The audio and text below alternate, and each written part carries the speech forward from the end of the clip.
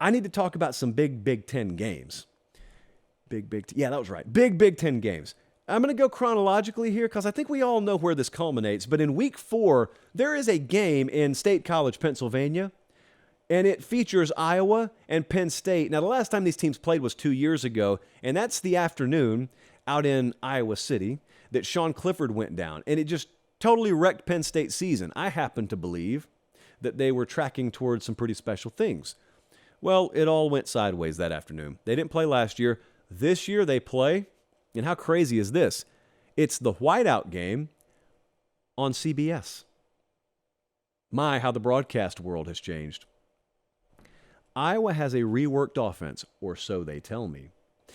And we've got Cade McNamara, formerly at Michigan, now at Iowa, presumably the starting quarterback there. Eric All, the tight end, comes along with him. And they're going to go in there and they're going to face probably the best defense they will have faced all year. Iowa's over-under win total 7.5. Penn State's is 9.5. It's the whiteout. It's going to be wonderful. It's the first chance that probably Penn State has to measure their own selves. How do you say that? Their own selves, I guess. Measure their own selves against a quality defensive outfit, albeit one that lost several pieces. But that's one. Just because we got to feel out guys like Drew Aller, new quarterback there. We got to feel them out. We got to feel out that offense.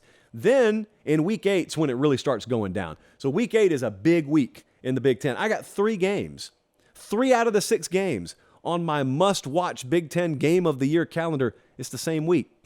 And one of them's going to sound a little weird. Wisconsin at Illinois sounds weird to you. I think that game may decide the Big Ten West. Remember, this is the last year, thankfully, that we're going to have divisions up there. Luke Fickell gets his shot here. Like, Luke Fickell could win a division in his first year as head coach there at Wisconsin. Brett Bielema's got his shot too, though. And they were pretty good last year. They're one of our favorite bets on the over for the win total this year. I think Illinois and Wisconsin there in week 8, while everyone's looking ahead to bigger games in the East, this game could be what determines the other team that you see in Indianapolis. Same week, week 8, same time as that one's going on. You know what Michigan's doing? They're playing at Michigan State. Do you care about that? Well, I do, because Michigan, number 1, is one of the best teams in the country. But what is Michigan State? Michigan State 2 years ago was wonderful. Michigan State last year was horrific. And I got a guy up there, Mel Tucker, making tons of money. But what are they going to be this year? Well, they will have played Washington already. They will have played Maryland. They will have gone to Iowa and gone to Rutgers. And then they get Michigan. And that begins a stretch that will see them end up facing Michigan and Ohio State and Penn State. They got to play all 3 of them. Going to be a tough road. 29-7 was the final score in this game last year. The early line is Michigan minus 17.5. And that's, I believe, in East Lansing. So that's the second leg of our trifecta there in week 8. Also, this is the same day Penn State plays Ohio State. And in the SEC, Tennessee plays Alabama on this day. So how about an early paper pop for week 8? Ohio State will have played Notre Dame so far on the road. That'll be the toughest defense they will have faced. This is the best defense I think that they'll face all year. And it's the first time that we'll, in conference play at least, get to see either Kyle McCord or Brown, whichever one wins the starting quarterback job, against an elite defense.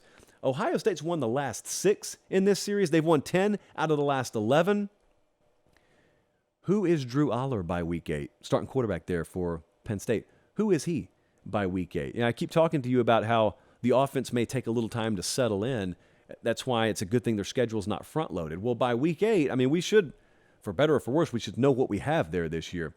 Over-under win totals, 9.5 for Penn State, 10.5 for Ohio State. And the reason for that gap is probably this game and where it is. It's in Columbus, Ohio.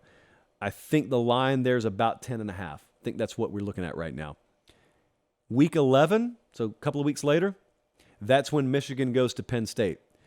Obviously, depending on the outcome of that Penn State-Ohio State game, we may see Penn State in do-or-die mode here. And this is Michigan's first big test. Now, I know that sounds crazy because it's in week 11. That's the way the schedule breaks for them. The Big Ten's Michigan is the SEC's Georgia when it comes to schedule this year.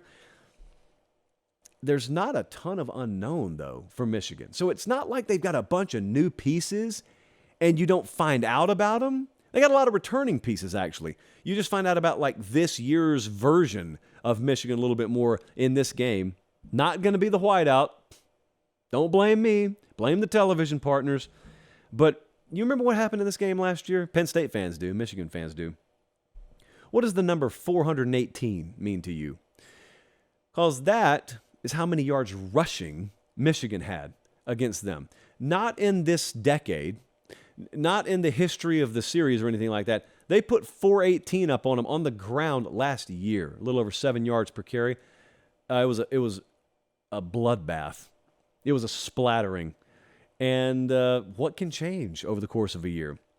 Well, I'll take the under on 418 rush yards for Michigan, but Michigan's still going to be favored, short favorite, but a favorite in that game right now. And then, of course, we build to the crescendo in rivalry week, week 13. Ohio State at Michigan could have its own segment. Don't really have anything to say that you don't already think or you don't already know, but 2 in a row, I guess that qualifies as a streak, but certainly 3 in a row would. Michigan is, as of this moment, favored in this game. They're favored to win the Big Ten as a result. Are both teams unblemished? Does a team already have a blemish? Is it a situation where the loser could still make the playoff? So many unknowns. But if Ohio State loses that game, I think a lot of folks are starting to talk about this now. It's what it is, I guess. The whole, does it matter what Ryan Day does elsewhere if he doesn't beat Michigan? My answer is yeah, it matters a lot because all those games count. Yeah, this one's bigger. Yeah, I understand that. But I'm not in that camp that says, well, 11-1 doesn't matter if the one loss is to Michigan. No, the loss matters, but so do the wins. So that is a look at the Big Ten. The schedule, especially, it's kind of like the Pac-12. You get a little bit deeper in the schedule, and it's loaded up pretty good. I'm so glad they're getting rid of divisions. That is one concept, that is one change in this sport that I have embraced with open arms. I mean, think about Penn State. So Penn State's sitting there, they're having divisions go away and the playoff expand. It's a really good time to be James Franklin.